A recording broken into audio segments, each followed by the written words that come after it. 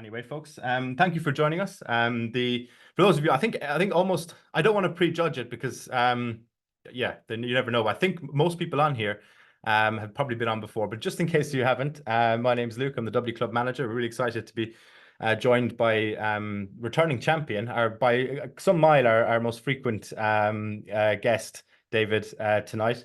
For those of you who are the first tasting, we want your comments and your questions and tasting notes, all the feedback in the chat. Please do keep them coming. I see Kevin's there, says it's sunny in Dorset, which is good. Evening, everyone. So yeah, the only other thing you need to know is that at the very end, I'll be giving out a discount for 15% off all these whiskies.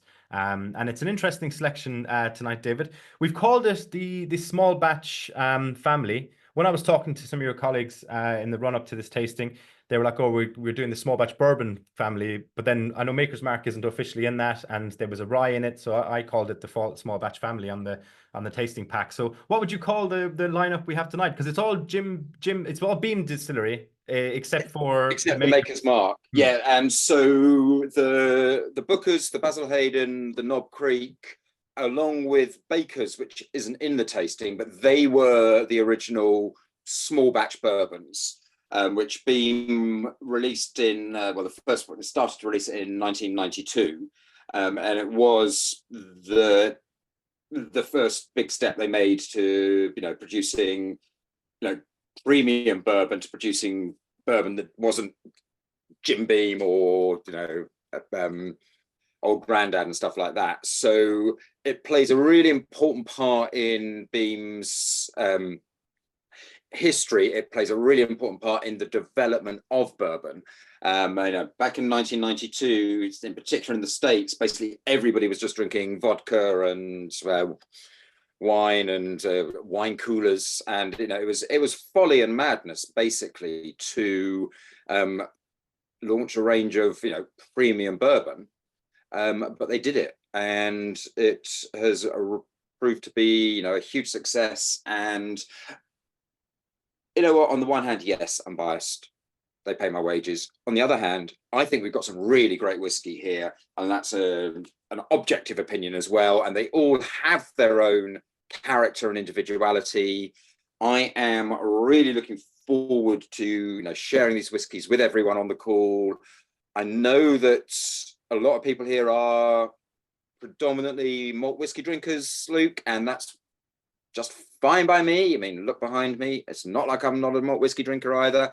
But let us both we'll be opening our bottles, we'll be opening our mouths, and we'll be opening our minds to the joys of bourbon. Certainly. Well, this is the second bourbon we've done in a row. So we'd Heaven's Door last week, Dylan's whiskey. So we decided to make July a bit of a bourbon month. At the time when we were in talks with this, I thought the weather would be a bit better as well, and that bourbon might go down with the thing. But and so for some people listening, like Kevin, it is better maybe. So bourbon I think is very much for me, it's a cocktail drink and a summer drink.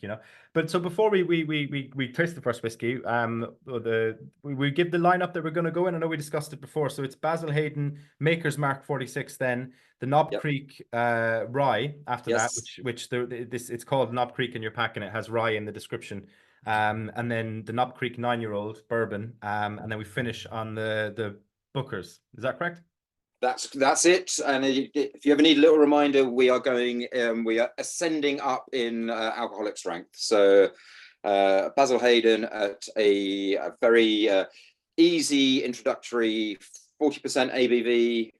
I guess I should say 80 proof as we're talking about bourbon, right up to Bookers. And this batch of Bookers, 62.2% ABV. So that will that'll wake us up at the end, that's for sure. Or maybe send us to sleep, who knows? Yeah, depends what you're into, I suppose. And what else have you been consuming tonight? So perfect, so marvelous. Well, will we jump into the Basil Hayden? Do you want to? I skipped this bit because we've become so familiar, I suppose. But just in case anyone's watching the recording or joining us, do you want to give your own title and before we start, and your own maybe background a bit, David? Yeah, I certainly will, Luke. Thank you. So, good evening, everybody. I am David Miles. I work for Edrington in the UK do all the distribution for what I now have to call Suntory Global Spirits, because Beam-Suntory changed their name to Suntory Global Spirits last month, maybe 2 months ago now.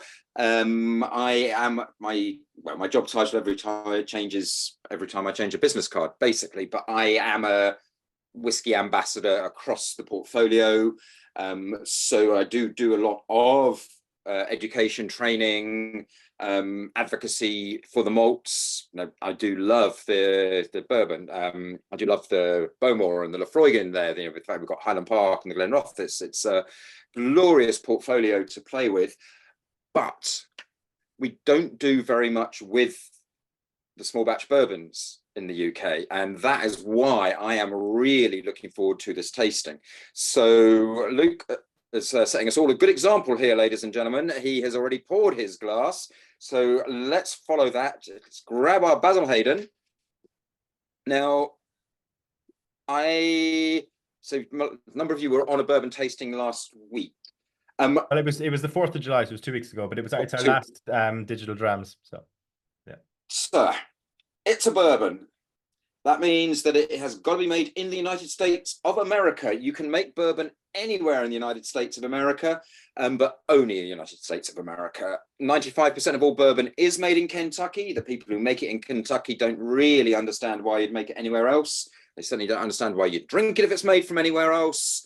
But for very good reasons, accidents of geology, of climate, of history, 95% of all bourbon is made in Kentucky, but the requirement is that it is a product of the USA. It's got to have at least 51% corn in the mash bill. Here is where we can start to get some of that bourbon character, the sweetness that we associate with bourbon. If you think about just corn as a grain, it's corn on the cob, sweet corn. The grains play an important part in the character of the whiskey. 51% is the legal requirement. Most bourbons will have around 70% or so. Each distillery will have their own mash bill. Some distilleries are very open about it. Some distilleries keep it a secret. Some distilleries do have different mash bills for different expressions. There is a whole movable feast here. Now, with Basil Hayden, this is the lightest in terms of alcoholic strength of the Beam small batch. And this is the only Beam bourbon, I can say this certainly up until recently. No, I'm going to stick with it. It's the only Beam bourbon where they do actually change the mash bill. The mash bill for Booker's or for Knob Creek is the same mash bill as Jim Beam White Label, as all the Jim Beam bourbons.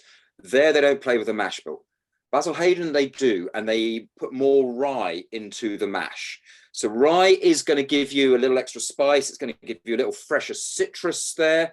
It is not a rye whiskey. It is still a bourbon, but it is a bourbon with a little extra rye there in the mash bill. So again, Luke is leading us by example. He's not waiting for me to tell him to have a drink. He obviously needed a drink this evening. Ladies, gentlemen, cheers. Let's have some bourbon. Marvelous. What do they, obviously we say cheers or sláinte or slánjava, whatever. What do they say in America? Howdy. Cheers. Yeah, cheers will do. Yes, it's perfect. It's got such a beautiful soft nose to it. I think it's one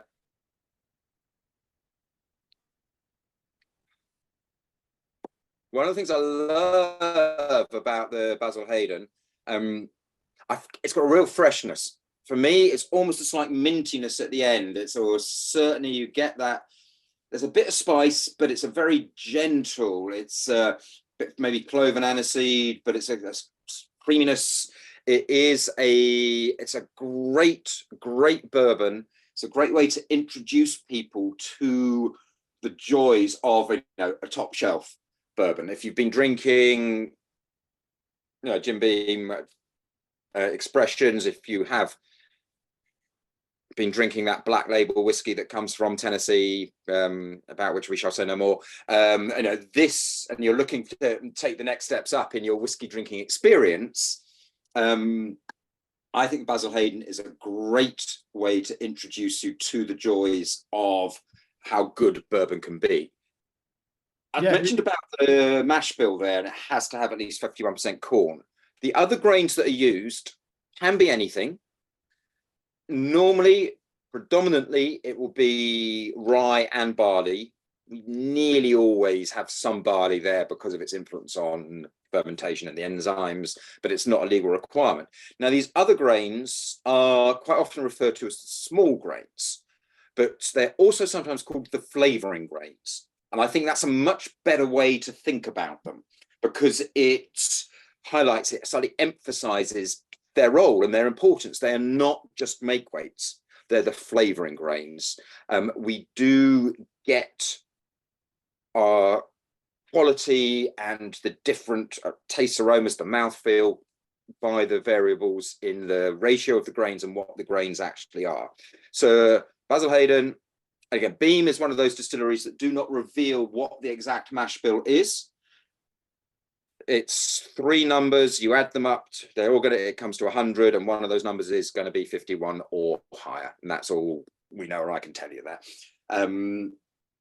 But because it has got this higher rye content, think of that is part of the flavoring grain element there. No, I can see what you're saying about it being kind of good for people, introducing people to the category, because it's got all the kind of ticks all a lot of the bourbon boxes, but it's not overly tannic. It's not overly spicy, although I agree with James. As James has said there, it's very peppery both on the nose and the palate. Smells a bit like Madeira cake and tastes a bit like those Rice Krispie square bars, which is good because it has that caramel sweetness, does have that bit of pepperiness. There's lots of those characteristics there, but it's not kind of like punch you in the face bourbon, maybe some of the ones we tried tonight will be, or maybe the ones we had a couple of weeks ago if you're on that tasting. So yeah, it is in that sense. Kevin has said certainly smooth, easy drinking, sweet bourbon, but with a lovely overtone of gentle spice. Evan says banana bread on the nose, getting almond spice, spiced tea, pepper, and a touch of lemon on the palate for me. Banana bread is a good one. Banana bread's a good one. That touch of lemon, that's the rye coming through a little bit, giving you that little extra citrus lift there. Some of the other legal requirements for bourbon, so it's got to have at least 51% corn, it's got to be made in the United States of America.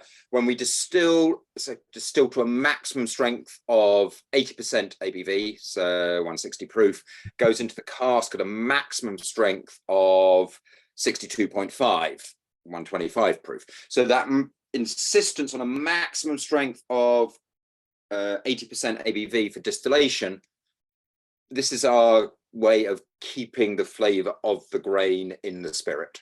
So all of these flavors that people are picking up, and there's certainly the spice notes, the citrus notes, this is from the raw materials, this is from the grain.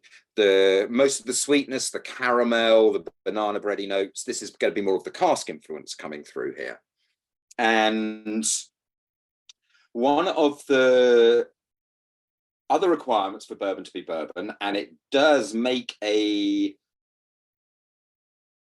great contribution to bourbon standing alone, standing apart, being different to nearly every other whiskey, is that bourbon must be, well, the legal requirement is it must be stored in a new oak, well, again, container is the legal requirement, but a new oak barrel, which has been charred on the inside.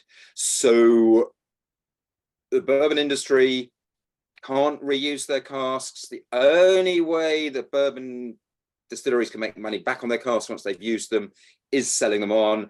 One of the reasons that Scotland loves bourbon barrels so much is they're available. And they're cheap. We use them because they're great, because they have this wonderful flavor, but they are available too. And I think, honestly, I think even if at the end of this tasting, people are like, you know what, I'm never drinking a bourbon again. I am drinking Scotch whiskey. This is what I drink. Every Scotch drinker should every now and then drink a bourbon, should order a dram of a bourbon just to say thank you. Because if bourbon does not do well, Scotland, the Scotch whiskey industry, will not do well. We need the bourbon industry to be thriving so that those casks are available. So ladies, gentlemen, please, every now and then, treat yourself to a bourbon, because it is great as well. Yeah, well, I'll drink to that. Melvin had said, ever licked a penny as a kid? Just came as an aftertaste. Yeah, I mean, I still lick pennies. You know, that part of me never grew up. Keep your inner child alive, they say. You know, it was one of those moments, David, when you realize life has changed, when penny sweets in Ireland, where we grew up with penny sweets, and then the euro came in, and then for a while they were we called them penny sweets, but they were still worth a cent. And then when I was about maybe, I don't know, 12, suddenly penny sweets were 5 cent because of the value of the euro, and it just felt like a little part of you died. That was gone. But licking one became a bit of an expensive treat. It's well, it was cheaper than to lick pennies than to buy the penny sweets. You see, that's the thing. Now, Luke, I've got a question for everyone, and I don't know if this was covered for people who were on the last session, but it's a bit of a trick question, but I'd like everyone to maybe just put it into the chat. So our bourbon, it's got to be made in the United States of America. It's got to have at least 51% corn in the mash bill. It is distilled from maximum strength of 80% ABV. It goes into a cask at a maximum strength of 62.5% ABV. That cask must be made from oak, and it must be new oak, and it must be charred on the inside. What, though, is the minimum age requirement for bourbon? It's a great question. Their knowledge or their guesses. Oh, we've got 2 years. See what figure comes up. Yeah, we will. Kevin said 2 years. Steph and Sarah said 2 years, or 1 day, sorry. And then we've got David says 2 years and a day. Melvin says 2 years. 2 years, 3 years from Jimmy, 3 years from WH. So yeah, I mean, I don't know if you want to give the answer, David. I'll let you reveal it. I've got to require. I'm looking. I can just see what Nathan has come up with there, and Nathan is our man. I'm sure some other people did that as well. So the reason it was a slight trick question, there is no minimum age requirement for bourbon. The law merely says that it must be stored in a suitable new oak container that's charred on the inside. So theoretically, if I was in the United States of America and I had a oak bucket here, if my bucket is charred on the inside, I could put my new make spirit, my white dog, into the bucket. I could turn around, I could put it back in front of you, and that's now bourbon. I mean, actually, nothing's changed whatsoever, but it has been stored in a new oak container charred on the inside for a period. So but there is no. If it's younger than 4 years, you have to label it as such, though. No, all of the bourbons we have here are straight bourbon whiskies, and when you see the word straight on the label, this is your guarantee that it is aged for at least 2 years in that charred new oak cask. There's a little caveat, a little rider here as well, which some people have picked up on, which is that if it is aged for 2 years, then you must put an age statement on the label. You've got to say that was 2 years. If it is aged for 3 years, you've got to say it's aged for 3 years. But the moment you get to 4 years of maturation or more, you no longer need to put the age statement on the label. So something like Jim Beam White Label or Buffalo Trace or Heaven Hill are all Kentucky straight bourbon whiskies with no age statement. So you therefore know that they are aged for at least 4 years. That's interesting. The caveat on age with bourbon. Some bourbons, when they do then get a bit older, the distilleries choose to put the age statement back on. So we're going to have a Knob Creek later, which is a 9-year-old bourbon, because we want you to know about the age of that. But that's optional. That's our choice. 2 or 3-year-old bourbon is straight bourbon, but you must have an age statement on it. 4 years, you just need to say Kentucky straight or Virginia straight or New York straight bourbon whiskey, and that is your guarantee of at least 4 years maturation. But that requirement for a minimum age statement as on the barrel on the bottle, I mean, that's only for straight bourbon, is it? Yes. Interesting. So yeah, I mean, I wasn't aware of that. I thought the I knew about the day thing in the 2 years, but I thought I thought all bourbon, if it was younger than 4 years, had to say it on it. No, so if it just says, there are bourbons out there which just say bourbon. So with those, the chances, and quite a lot of new distilleries, the chances are that they will have put some older barrels into that, but the majority of their stock will be less than 2 years of age.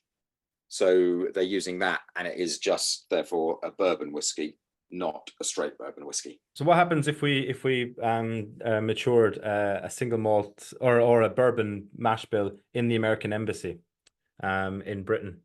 Would it if it had to be within the USA? The way these embassies are technically no one has ever asked that before, and I'm not quite sure what if they were to build a little mini distillery in the American embassy, does the American embassy count as being part of the United States of America? Would it therefore be legitimately a bourbon? Whoa, that is and the thing is, I actually did a tasting in the American embassy a few months ago, which was a really good fun, because as some of the members will know this, the manager of the whiskey shop in Piccadilly in London used to be in the Met Police, Alan, and was really quite a senior police officer. Alan set up, created and ran the whole security operation for the London Olympics in 2012. Oh, I mean, I know Alan well. I didn't know that. That's cool. Yeah. So, and he works at the whiskey shop as fundamentally it's his retirement hobby. God bless him. One of his best mates from the police is just retired, but was the head of counter-terrorism intelligence for the Met Police.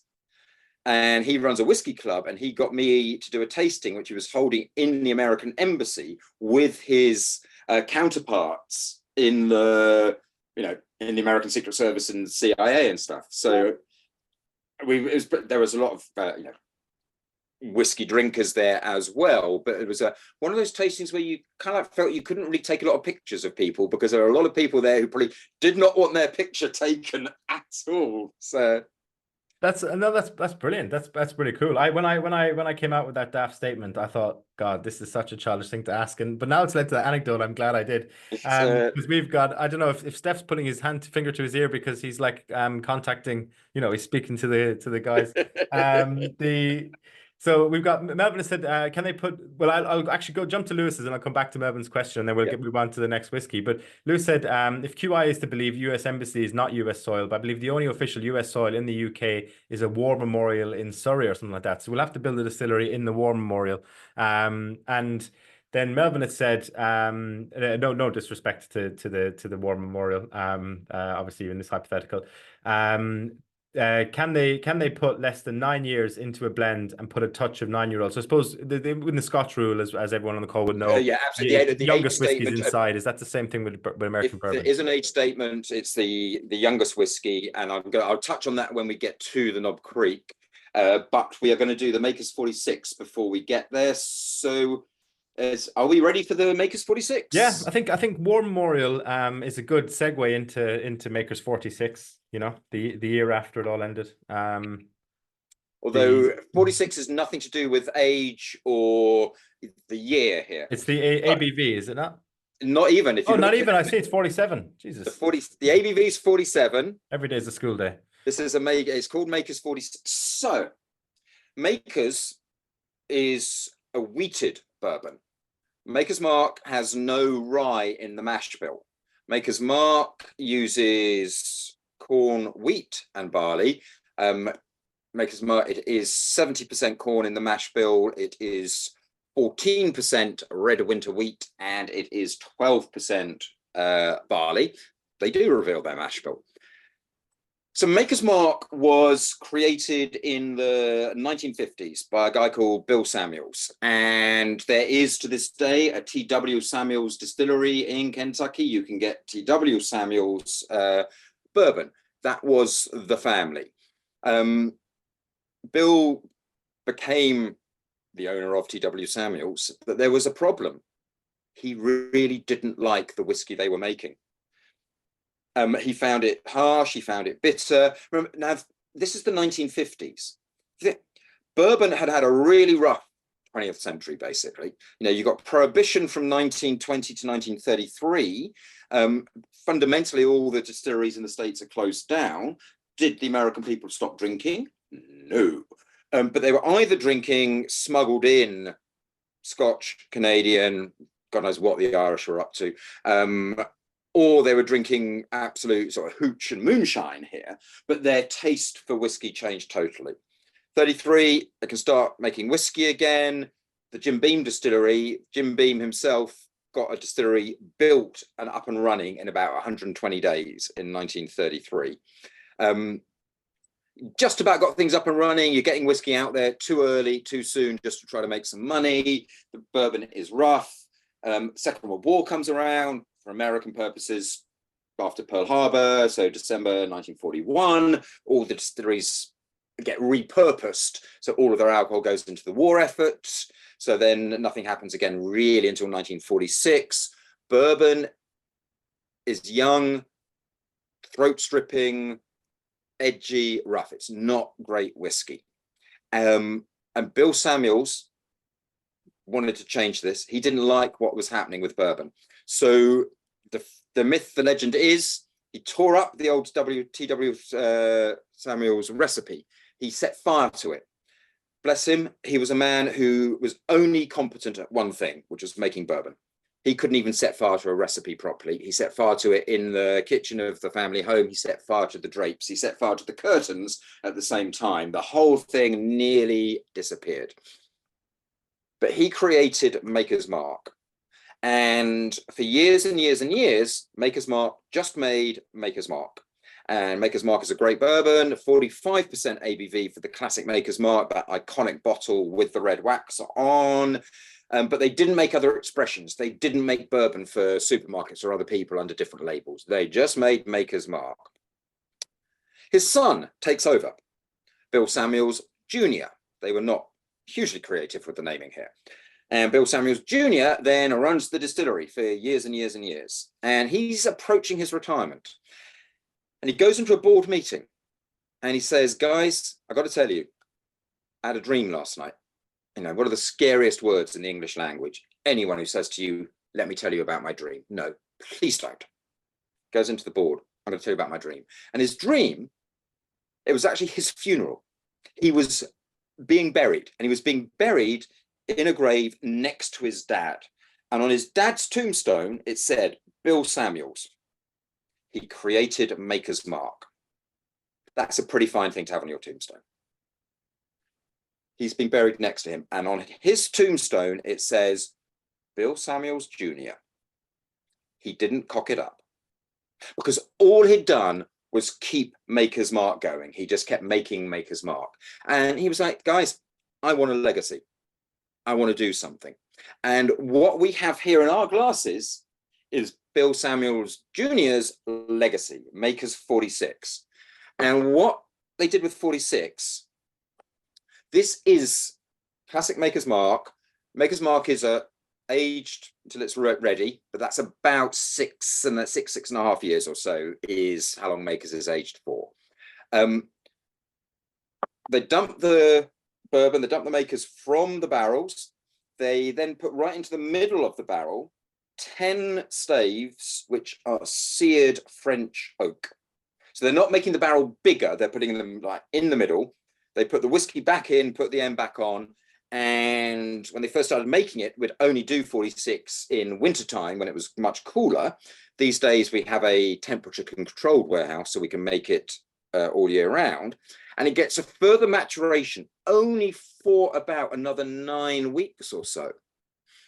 But this additional maturation with these seared French oak staves gives an intensity and a richness to this whiskey. It's still got all the attributes of Maker's Mark, the creaminess, the wheat gives you a softness that it doesn't have that spicy note. It doesn't, sort of set your tongue on alight in any way.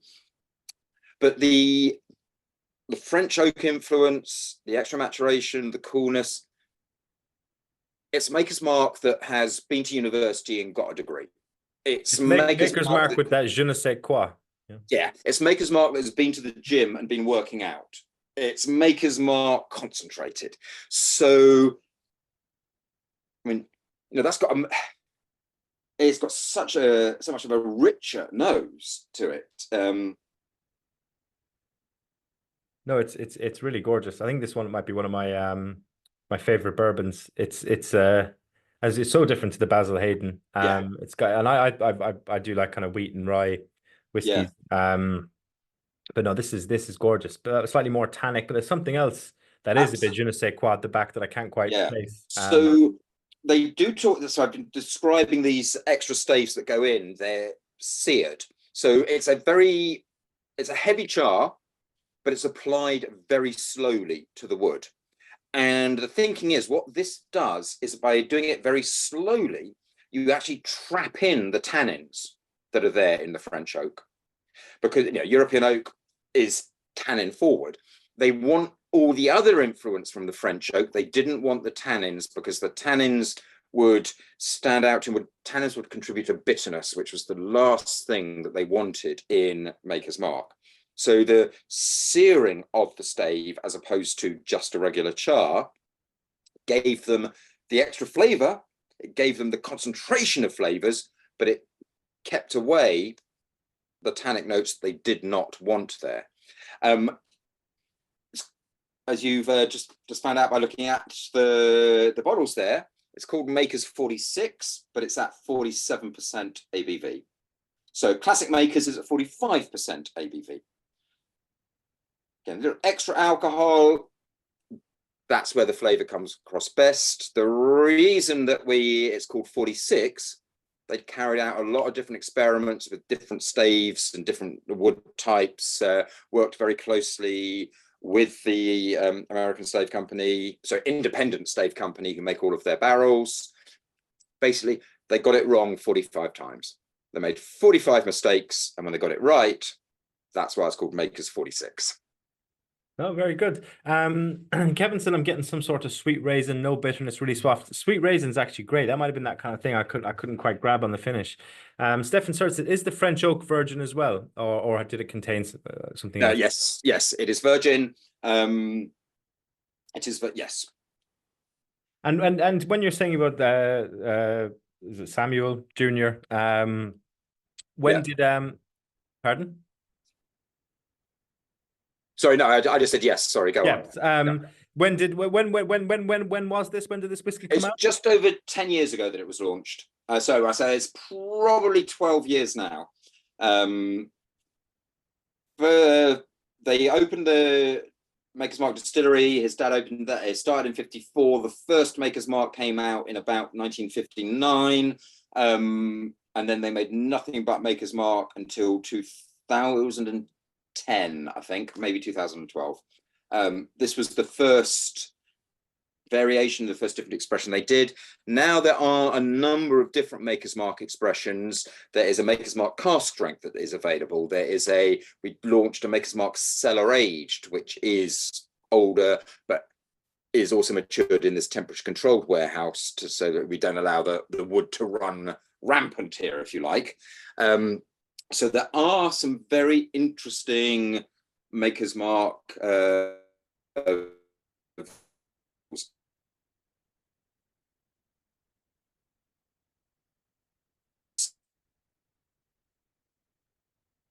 actually the Basil Hayden.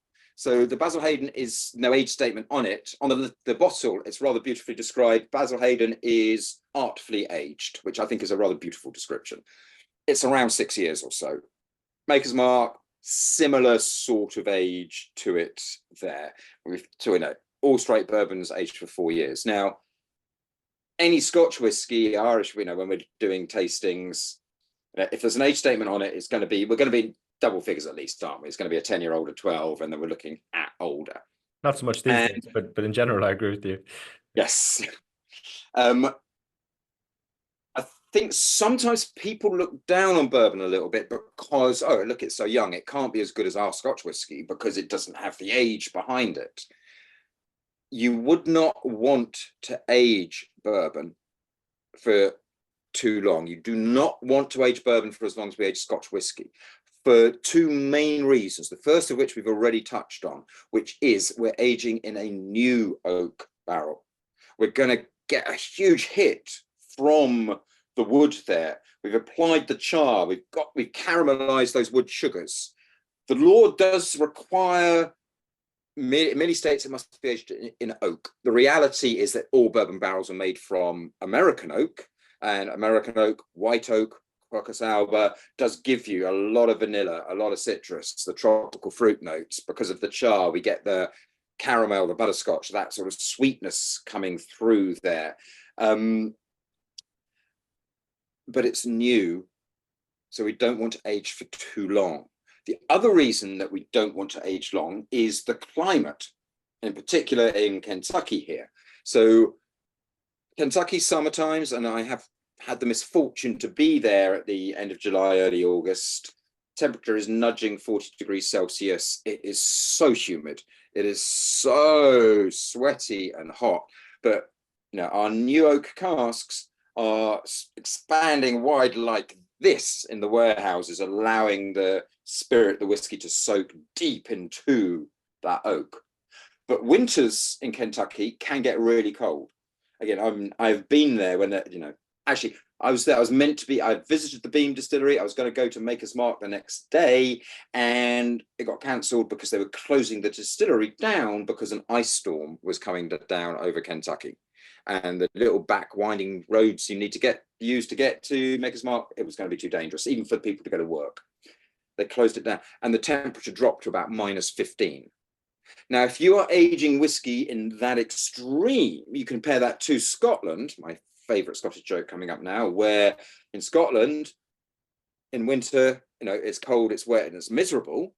And in summer, it's cold, it's wet, and it's miserable as well. Your oak is opening a little bit and closing and opening just a little bit. And the casks have already been used once, at least, nearly all of them. You need to age for much longer in Scotland than you need to or would want to if you're making your whiskey in Kentucky and you are making bourbon, so you can only use a new cask.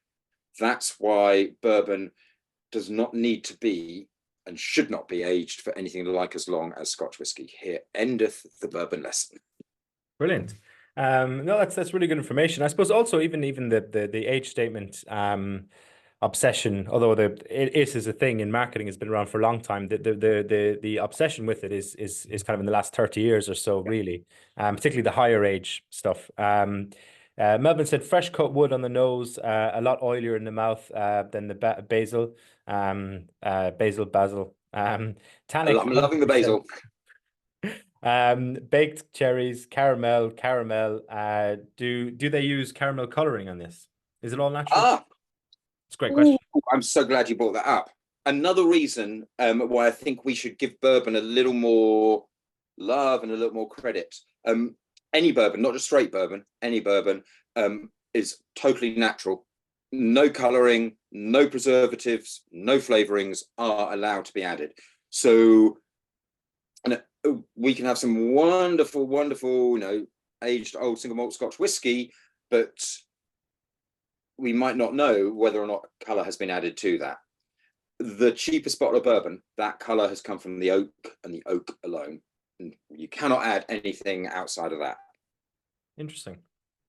James said on the note, I'm hoping he's note. Oh, sorry, on that note, sorry, I was one misreading it. Never mind. Sorry, James. On that note, I'm going to throw in a curveball. How do companies like BT do it with their Pappy bottlings? Buffalo Trace, he means by BT. For I was wondering if British Telecom were coming. I was like, I know they've gotten into sports as well as phones and fiber optics, but I didn't realize they'd gotten into whiskey. But I get you. So Pappy with ages going up to 21 years, 23. 23, I think, is the main the creme, the one that's sought after. I was going to say creme de la creme, but the one that people pay crazy amounts of money for, queue up for weeks outside the distillery for. I have been lucky enough to taste it. I know, yes, I can't afford to drink it on a regular basis. the truth is, I'm not a huge fan because I find it so chewy. It is so wood dominant. I think the slightly younger Pappies are the better expressions. Yeah, I think the 15 is much better value for money.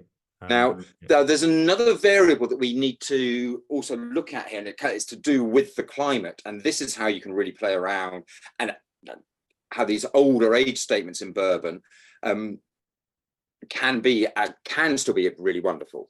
So most bourbon warehouses, well, not the new ones they're building now, but a lot of bourbon warehouses are on 9 stories. So they kind of like put the barrels on like 3 high on each story. So they're big buildings, they're tall. And they keep collapsing. I feel like every week I'm reading about a bourbon warehouse collapsing. I'm like, these Yanks, they just, they can't build things anymore, The regulations now, like in between, if you're building new warehouses now, like in between each warehouse that you build, there has to be like a dip in the land that is big enough to hold the volume of bourbon in a warehouse. So that happens, that's going to be needed when it inevitably collapses. it will be like contained there. And also these days, if you're building rick houses in Kentucky, you are no longer allowed to build them 9 stories high. I think the maximum is 6 stories. And do you know what the reason for that is these days? No, go on. Kentucky Fire Service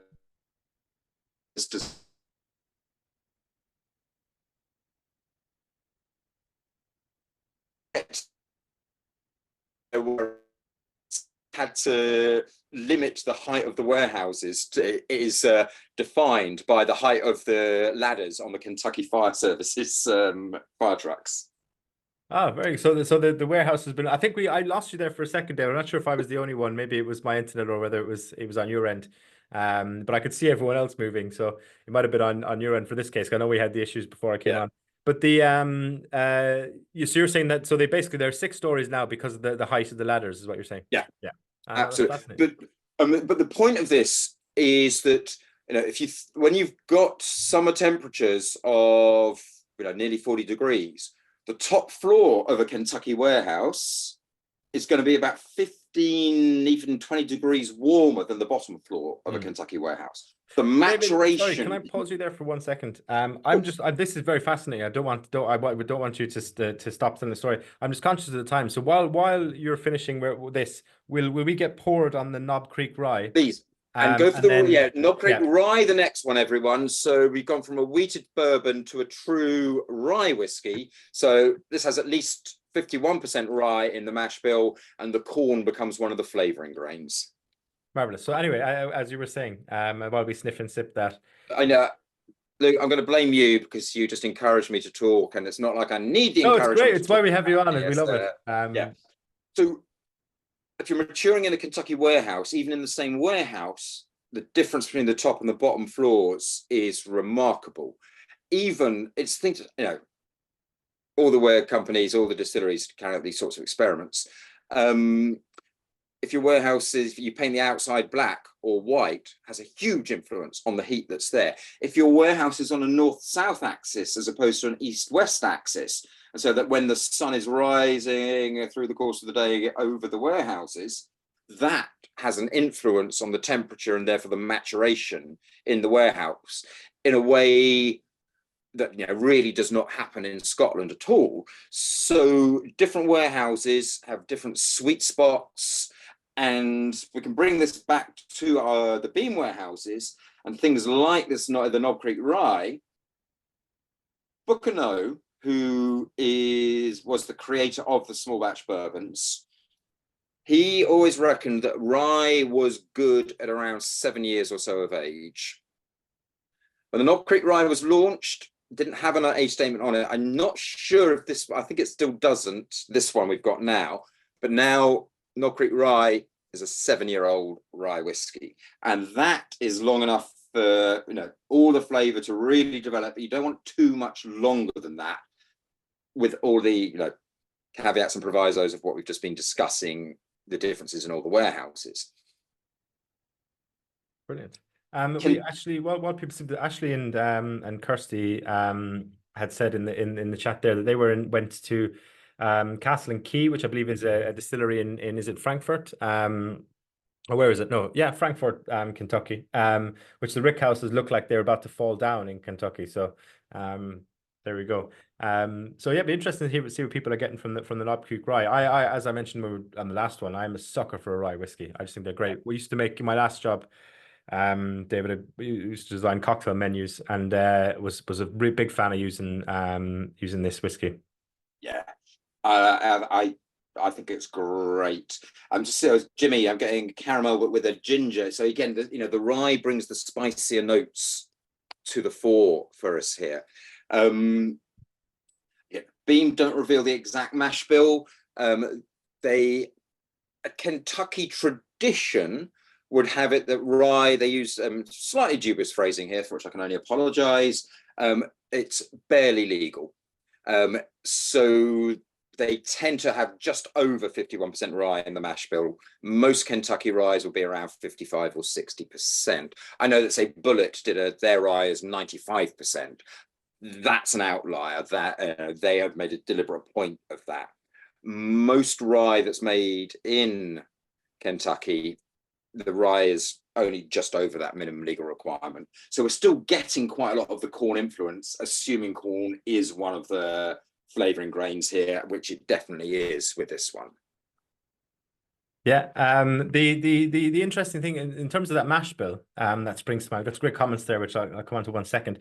Would that vary in terms of still types that you get in Kentucky? Because obviously the 95% in a mash bill is something like you get in a column still running over here. So what kind of it's not 95% ABV though, remember, Luke. It's sorry, just 95% apologies. of the mash I bill. thought you meant 95% rye and then mash bill. 95% of the mash bill is rye, and only 5% would be barley or corn or whatever.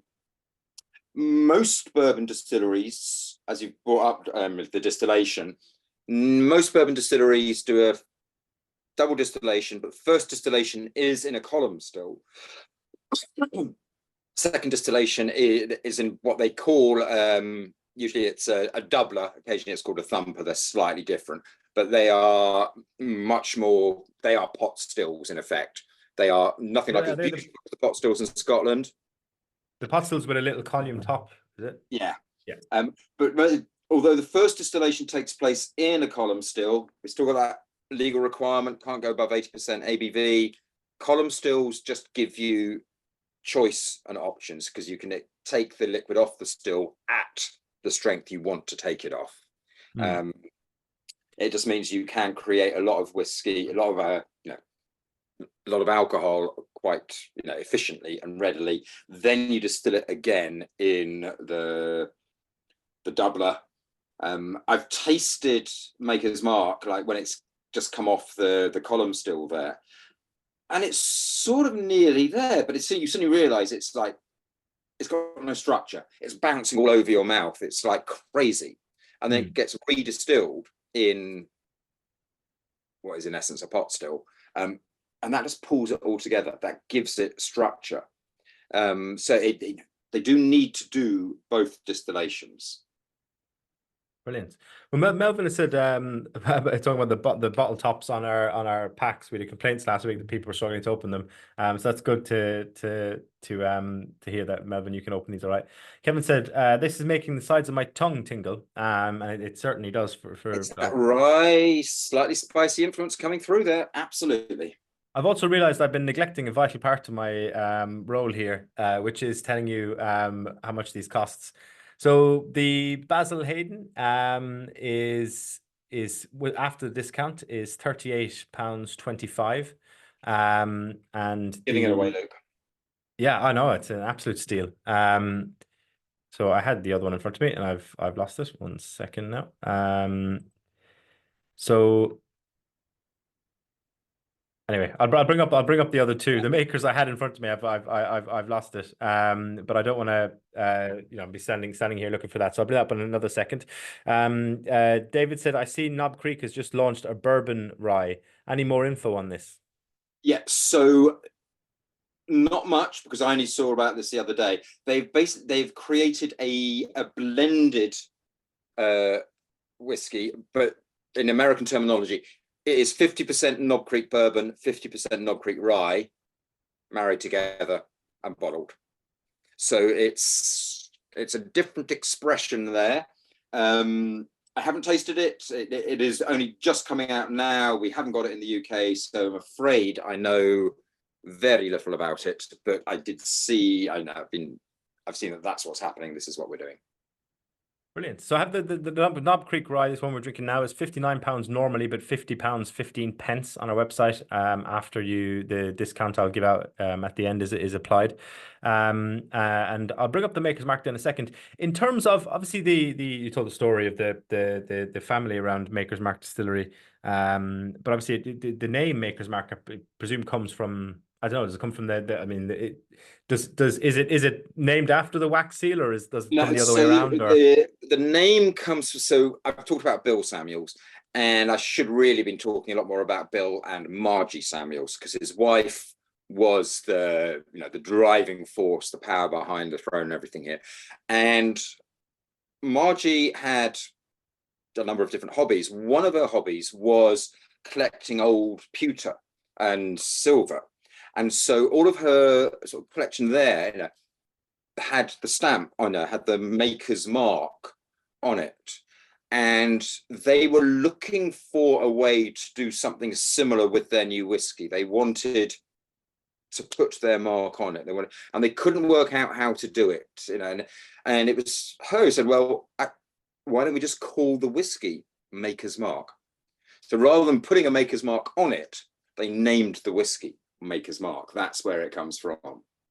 Very good. That red wax on the Maker's bottles, to this day, every bottle of Maker's Mark is hand dipped in wax. The distillery still has its own bottling line at the distillery. Every shift, there's a team of about 5 people who stand at the end of the bottling line. Bottles rattle along. They've got vats of very dangerously hot molten red wax, their polymer wax. They pick 2 bottles up, turn them, dip them in, give them a twist, put them down, pick them up. Everyone only does it for about 30 minutes at a time, because if you keep doing it, it's a bit of a workout there.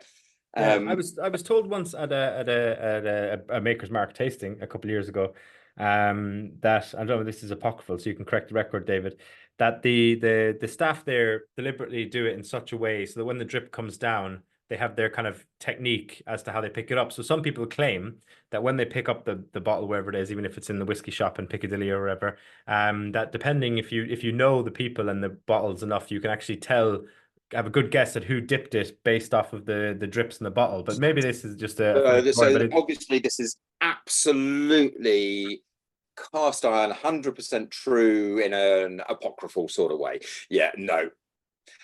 Bill Samuels was a man who did love a good story, but Bill Samuels he started this. He said that he could tell who'd been dipping bottles by how the rivulets formed, by the pattern.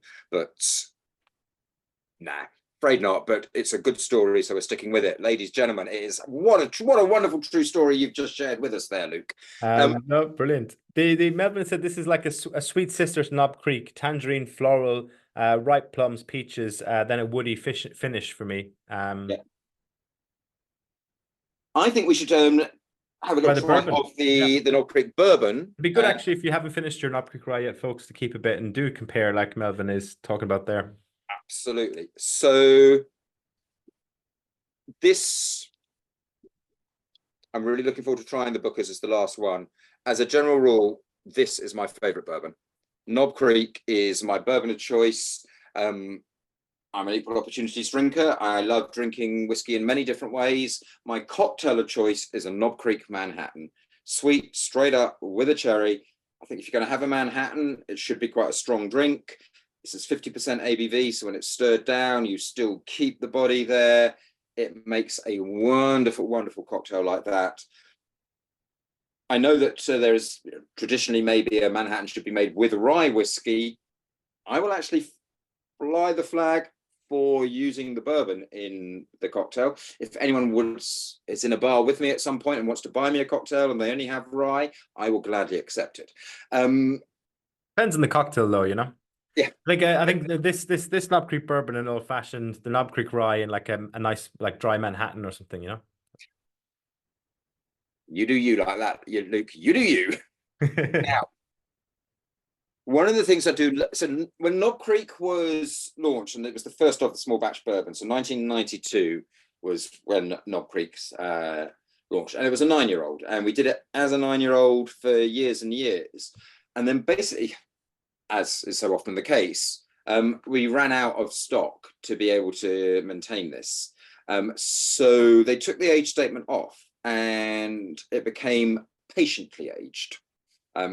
Basil Hayden was artfully aged, Knob Creek was patiently aged. And when the switch happened, basically there was no difference. You could not tell the difference. It was still my favorite bourbon. That was great. That was fine. And, I kept on drinking it, and it was patiently aged for about 9 years or so. And then about 5 years ago, it went back to being a 9-year-old. They built the stocks up, they built the reserves up so they could, they put the age statement back on. And the first time I tried it again as a 9-year-old, the difference from the patiently aged was just amazing. The patiently aged just incrementally, they got, I'm guessing, slightly younger. They tried to balance it by using a number of much older casks. And you didn't really notice it from day to day, from bottle to bottle, but the sudden jump from patiently aged to going back to being a 9-year-old was like, wow. And yeah, this it's a dark, it's almost like slight toffee richness to it. It's almost getting sometimes I get little hints of a slight smokiness. There's no smoke involved, but the almost like the charcoal in the cask or whatever comes through on it. I love this bourbon. I really do. It's a thing of absolute joy to me. No, it's exceptional. I think the toffee richness is quite good, because caramel has come up a lot in the chat and with us tonight. This is goes up another different. notch, It's fudgy. It's toffier. Yeah. It's yeah. Kevin says very subtle nose, very gentle, clinging beautifully to the glass, sweet maple, butterscotch on the tongue. David said, for me, this is super creamy, also like pot still quality. It definitely does have a more viscous mouthfeel. Yes. It is an exceptional whiskey. I've always enjoyed this whiskey. I didn't actually know it used to be a 9-year-old. I've only ever drank it previously as a non-aged statement. Yeah. But I grew to resent it, David, because when you're in a busy bar and the little wax seals on top, ripping them off as you tear into your new bottle, and you're cleaning up at the end, and there's little bits of black wax all over the fucking cocktail station and the other parts of the bar, and you're like, Jesus. They obviously didn't it's a price worth paying. It's a sacrifice we have to make to get to a whiskey of beauty and joy. Yeah, well, that's true. That's true. No, it's a tremendous whiskey. It'd be good to. So, as you said about the Maker's Mark being the origin story for the name, Knob Creek. I'm presuming it's a location. It is. So the Ohio River that runs through Kentucky, and the Beam distillery is just very close to it. And certainly when Jacob Beam, the very first Beam to distill, the distillery was very close to a little inlet in the river that's called Knob Creek. So that's where the name comes from. Can we go back? So Basil Hayden. So Basil Hayden is called Basil Hayden. Basil Hayden was one of the founding fathers of Kentucky distilling back, at the same time as Elijah Craig, as Jacob Beam. He was up there, but there's no Basil Hayden distillery or anything these days. But the Beam distillery wanted to pay tribute to him. Homage. So if you have a little homage, indeed. But if you look at a bottle of Basil Hayden, there's no image of him. But if you want to know what he looks like, if you want to know that we do have an image of Basil Hayden, but it's the figure that's on the bottle of Old Grandad bourbon. Oh, really? Yeah. So if you've got bottle of Old Grandad, that figure bit as the Grandad, that's Basil Hayden. Brilliant. No, that's a fun fact. Because Melvin says, I must admit, and I do like a bourbon. The only thing is you don't see it much in pubs, especially in Grimsby. But that's definitely changing at the moment. I don't know how you find it, David, but I mean, I mean, in Glasgow, I mean, where I went to uni and still how my brother lives, I still go there a lot in Cork City in Ireland.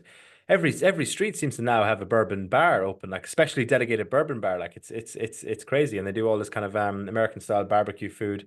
Yeah. So it's becoming like a huge thing to the extent where I would totally agree with Melvin that not up until not that long, 5 6 years ago, even in a lot of places, you'd only ever get a Jack Daniels and maybe the odd stray bottle of, I don't even know, maybe a Maker's Mark, Yeah. but about it, or the Bullet Bourbon. Nah, not to shout out another brand, but you know, these are the type of ones you might see in places. But yeah, now it's everywhere. Yeah, no, absolutely agree. And you're right. And you will see like Maker's Mark or Buffalo Trace, or I mean, Woodford Reserve is more and more. Woodford, yeah, actually, Woodford is the one I was thinking of rather than Bullet in my head.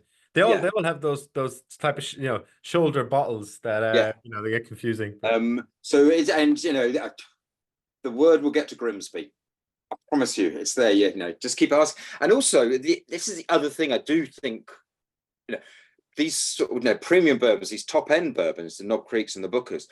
I mean, you haven't mentioned it yet, but the price for the Knob Creek bourbon, it's a 9-year-old bourbon, but it is 50% ABV. It's ridiculously well priced, and I can say that with confidence, even though I don't know what figure you're about to come up with here.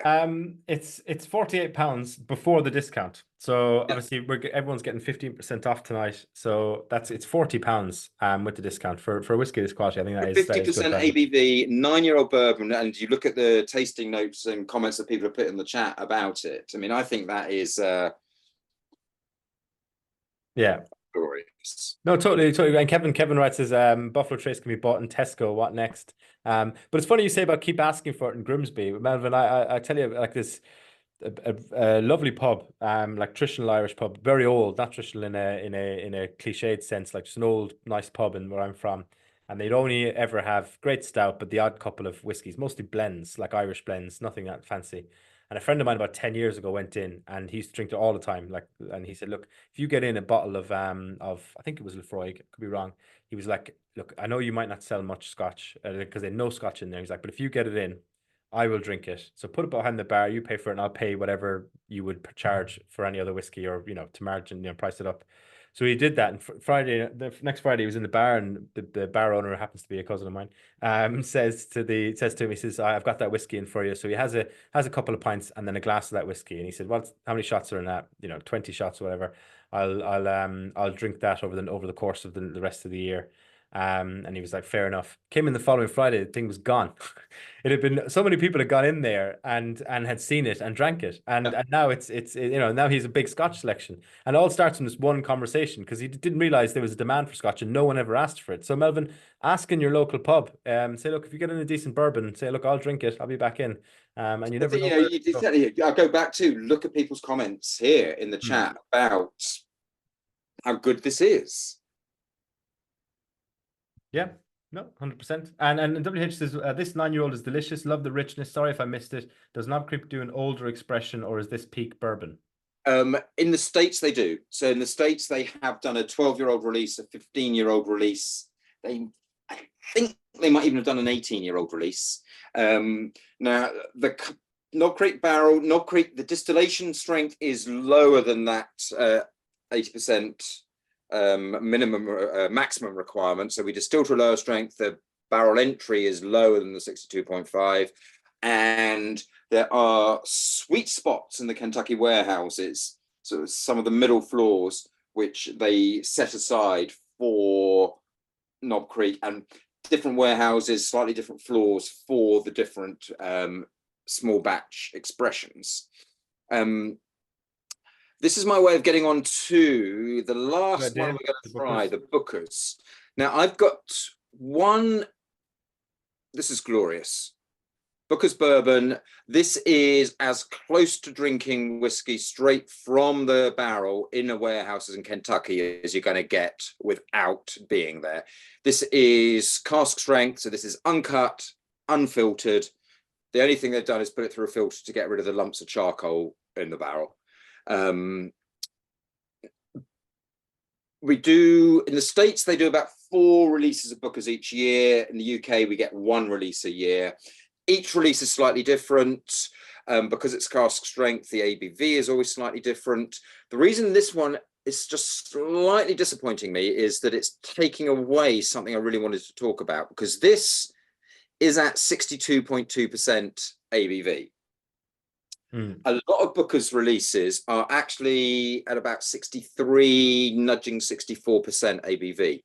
So go back to the maximum strength you can go into the cask is 62.5% ABV. A lot of Booker's bourbon releases have got stronger over the time it's matured. Now, you never see that happening in Scotland. All Scotch whiskey, the casks, we're losing alcohol, the strength is going down over time. But in Kentucky, because of the climate, certain warehouses, sweet spots, microclimates there, something encourages the water starts to evaporate more quickly than the alcohol. So some casks in Kentucky, the strength goes up. Now, this is the 2024 release again. Everyone on the call, one of the reasons I'm really looking forward to this, I've never tried this one before, not this release. It has a slightly odd age statement in that it just says it's the 2024 release 01E.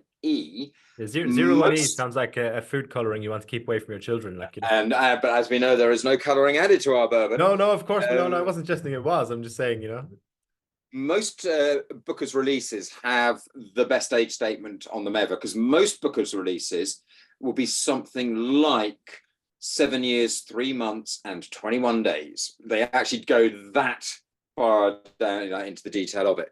This release, they're using a number of different ages, so they haven't quite done that.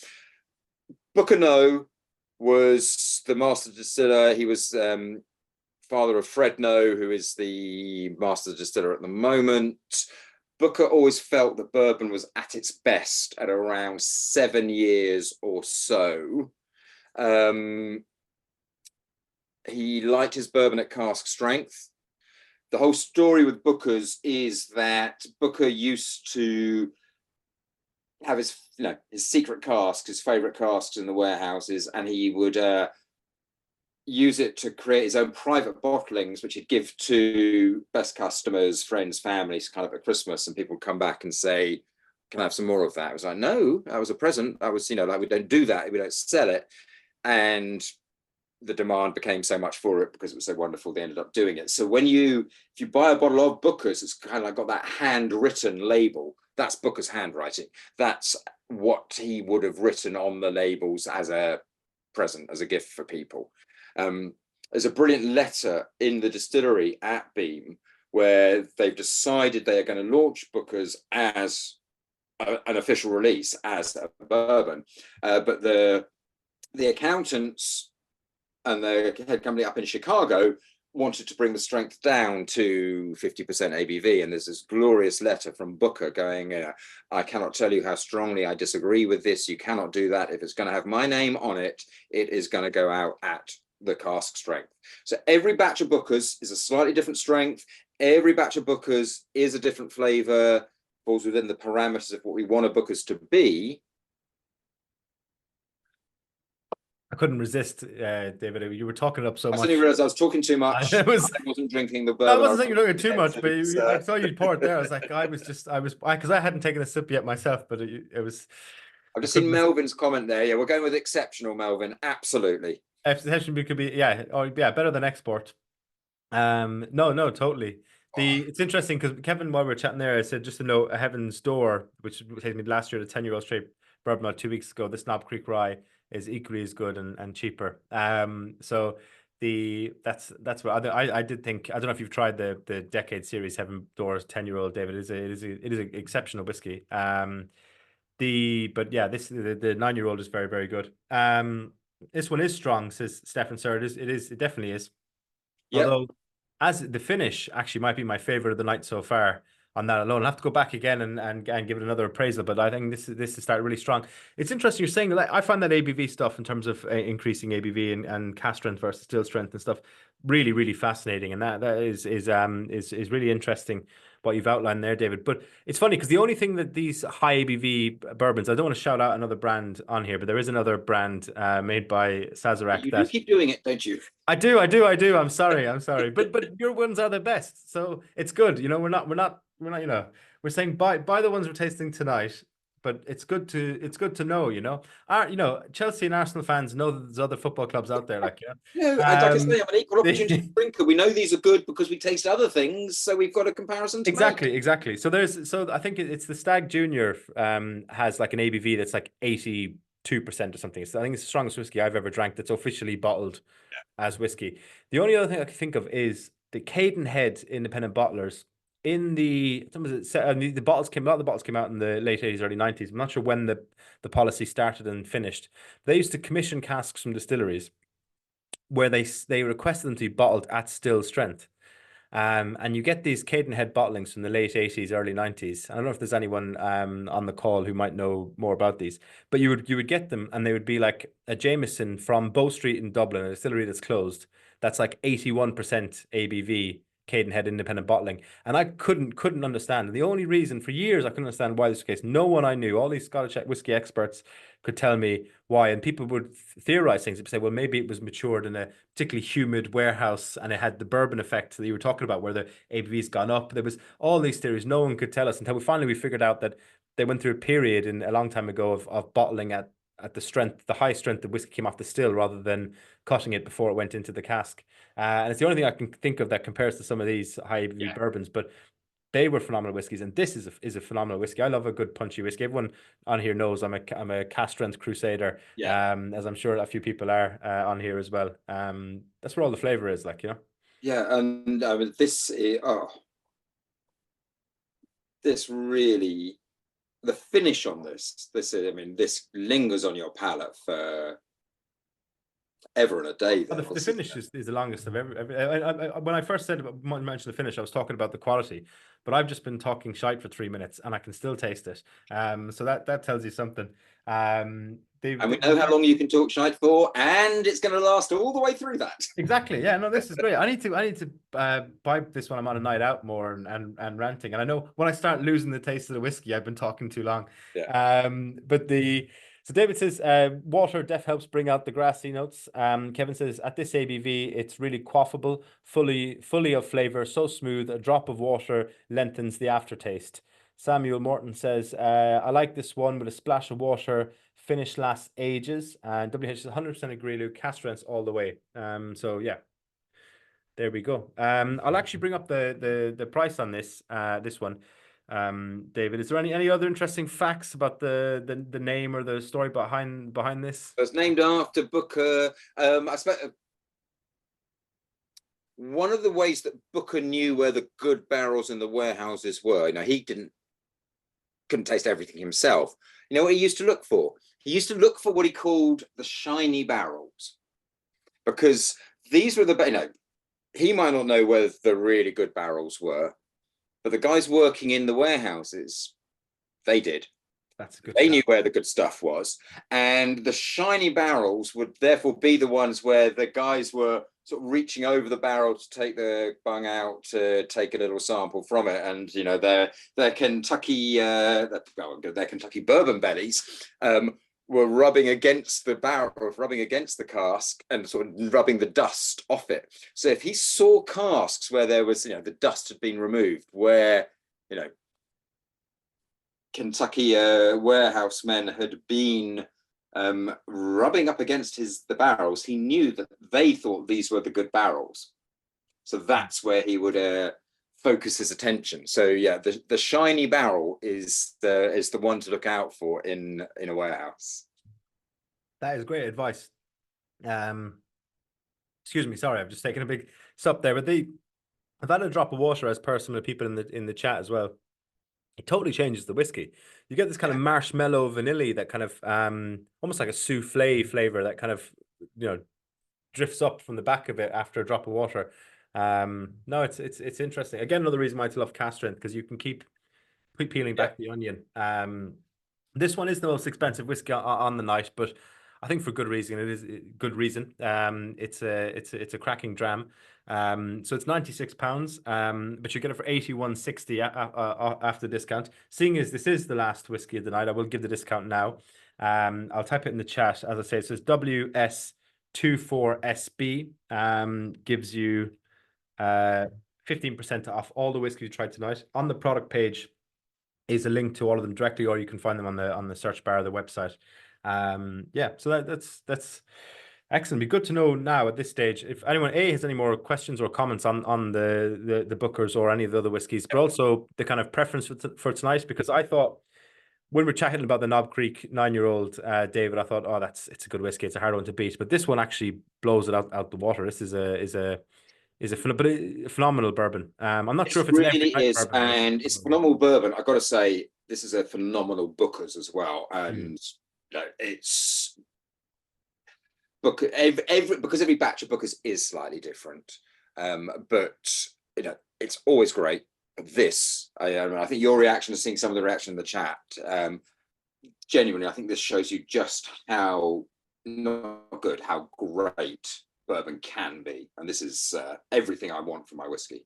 No, 100%. The question there is whether this is the small batch that we bottled tonight, the Knob Creek. So yeah, it's the small batch bottling.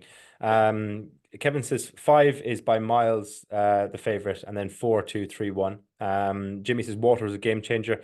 It really does. I'm actually thinking I very rarely add any water to whiskey. If not, if I do, it's a small drop, but I'm gonna add some more to see if I can get some of the outside of it, because it's one of those whiskies, those kind of special ones. Melvin says getting the same on the nose as the mouth with this one. Brown sugar, vanilla, oak, and leather. Fetches back memories of standing cobblers waiting for my mother's shoes. That's good actually. Those kind of evocative moments. That's what whiskey's all about. I could wait for ages in there and loved it. And no, I haven't got a leather fetish. Brilliant. So yeah, no, it is. I mean, yeah, we often talk about these. I don't know if you've any prize ones, David. How kind of childhood memories can kind of be sprung forward in a whiskey. Oh, absolutely. Well,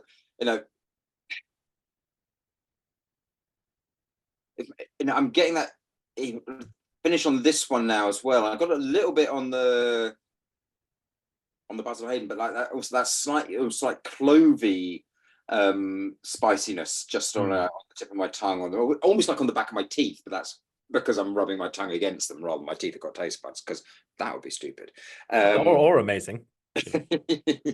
What's your superpower? My teeth have taste buds. Yeah, it's a bit of a waste, isn't it? Yeah, no, totally. The Lewis has said has gone with 5 as well. So the Bookers, but he's also then gone with the Basil Hayden as his number 2. That's interesting. Claire have gone for 5, 4, 3, 2, 1. But very close between the last two, they say. 3 says Alistair, so that's the Knob Creek Rye, I think. Knob Creek Rye, yeah. So that little extra spice, little extra citrus on that one. Chris we sort of talked cocktails a little bit with this. My other cocktail suggestion, so the Negroni is a great cocktail, but it's too many people drink Negronis. Now take the gin out of a Negroni and put bourbon into it, and you've got a Boulevardier. Should be served straight up, not on the rocks like a Negroni. Should be served with a lemon twist, not with a slice of orange.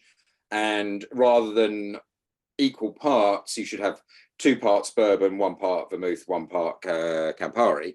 But a Boulevardier is a glorious cocktail, and the Basil Hayden, because it's sitting in that slightly aperitivo role there, you do want it to be slightly lighter. It's your first drink of the evening, and rather than the Booker's, which is going to be your digestif here. Basil Hayden in a Boulevardier is a brilliant cocktail. I can imagine, yeah. No, I can imagine that really working, especially because it doesn't contradict too much. As we say at the start, it ticks all the bourbon boxes, but it's not too punchy, it's not in your face, which is why bourbon works in other cocktails, because it does punch through some of the more citrusy mixers or whatever. But I can see the Basil Hayden instead in complementing it. No, I can definitely see that. Jimmy's gone with 5, 4, 2, 3, 1. David's gone with 4. Being the Knob Creek. Steph and Sarah have gone 2, 5. So they've gone with Maker's 46. It is a phenomenal whiskey, the Maker's 46. I think this is actually, we've had some phenomenal whiskeys on so far this year, David, but I think in terms of quality of all 5, struggling to think of a whiskey. The Bunnahabhain one was good. There's very few where I think all five were as good. I think there was maybe individual whiskies that top some of these, but we had a lot of variety as well, didn't we? With yeah, each expression had its own character. Samuel, you've got great taste. So I'm just looking at his comment here. I must have no taste, but because he liked the Basil Hayden firm, as his first choice. You got great taste, Samuel. It's yeah. And in fact, if five's your second, you are really like covering the bases here. There's no doubt about it. No, exactly, and it's very difficult to judge them again. When you've gone from up through the ABVs as we have, it's very different to have perspective. When you step back. I mean, really, you'd want to sort of try these over a course of a couple of days and kind of give your thoughts on it then and there, rather than trying to compare the Bookers to the Basil Hayden, because it's I mean, they're very similar whiskies in some aspects, but in terms of ABV for your palate, it's too much as well. So Claire and Ian, thank you for a another very formative presentation. Well, thank you. I hope you enjoyed it, folks. We're looking at nailing down another one, just getting everything's been confirmed, but I don't like committing to anything until the bottles are bottled, because the warehouse is busy, and we bottle the kind of Glencairn treasures and other things in there, so it's a busy, the Scotland in a box and stuff. You've been to the store, so it's a busy old spot. So there'll be more coming. We're looking for the 8th of August. If not, it'll be the following week. But there'll be another one on sale very, very shortly, and that'll be the date for the tasting. So do keep an eye on that. David, hopefully we'll get you back on soon. When does your role change? You mentioned at the very start that there's going to be the companies Edrington and Beam-Suntory Global are going their separate ways. There'll be 2 standalone separate companies on the 1st of February next year. So I'm going to be around in this role for the rest of the year and into January. So I'd love to do another tasting with you. There's some really interesting Lefroy stuff happening. There's some really interesting Beaumont. Lefroy got the Elements 1 and Elements 2. I think I can say this now. There's a Lefroy 18-year-old just about to hit. It came out. We put it on sale last week, so don't worry. That's all. I'm not in trouble. I got in trouble. So the other day, it was like, how come everyone knows about Lefroy 18? I was like, no idea, no idea. We've sort of tasted through the bourbons, but I'm sure we could get some different anything you want, Luke. Well, we have penciled in with your colleagues a lot between now and Christmas, so potentially, but I'm not sure whether you'll be the person representing, but hopefully you will be. I think there's a Brugal tasting coming up and a few other bits. Oh, that'd be brilliant. So no, that won't be. That'll be with Georgia, but do that because Brugal, and they say we're doing that. So now there's the Maestro Reserva, there's the some of the Brugal expressions and how they're getting the flavor in them is really interesting, and that'll be a great one. Brilliant, and there is a few others from across the portfolio. So I think they're potentially all going to plan. We could do another 4 or 5 with Edrington Beam between now and Christmas that were agreed earlier in the year. So I'm sure you'll be back on at least one of them, if not more than one, because we've had you on for Lefroy and Bowmore already this year, which is why we probably won't be in another Lefroy and Bowmore this side of Christmas. Absolutely. But yeah, we'll definitely. I mean, it's always a pleasure, David. You're one of our best guests. Always very informative and charming. So thank you for your time, and thank you everyone who joined. Likewise, everyone, thank you so much for joining us. There's no point in me and Luke just talking to each other without you being there. You're the reason we do this. Thank you so much for taking part in it. Thank you for all of your comments. Another what a wonderful way to spend an evening. Thank you very much indeed. No, 100%. Yes, and thank you folks for joining. Please do watch out for the other tasting, and if you have any tasting feedback, don't be afraid to send it to the link you get the Zoom link from, because we want to keep improving these as well, and kind of covering brands and boxes and things that you want to hear. But anyway, David, thank you so much, and we'll talk to you soon. Thanks everyone.